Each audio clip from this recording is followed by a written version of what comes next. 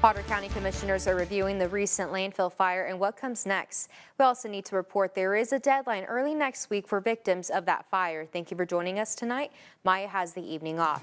Fox 14's Jack Kessler has that story, part of our Democracy 2026 coverage, first on Fox Tonight.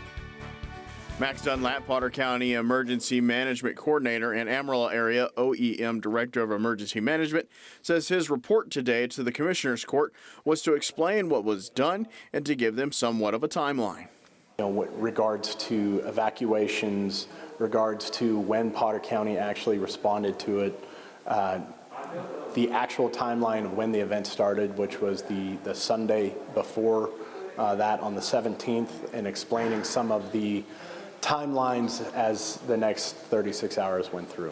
Dunlap also says the Emergency Operations Center has a red flag threat index trigger point of 5, and at that point it was a 7. Which indicates extreme impacts.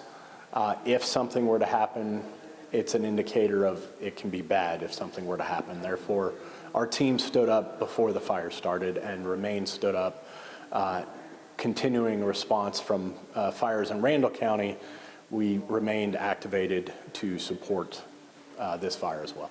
Dunlap also talked about furthering next steps with what's called an after-action report.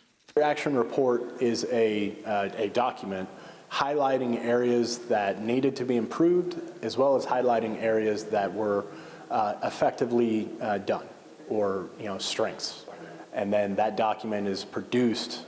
And then from that document, an improvement plan is created. Janelle Evans, the chairperson of Texas Panhandle VOAD, told commissioners that due to the coordinator response, they have 41 requests for assistance being entered into the disaster recovery system, 41 work claims being claimed by recovery partners, and 40 households being connected to case management services.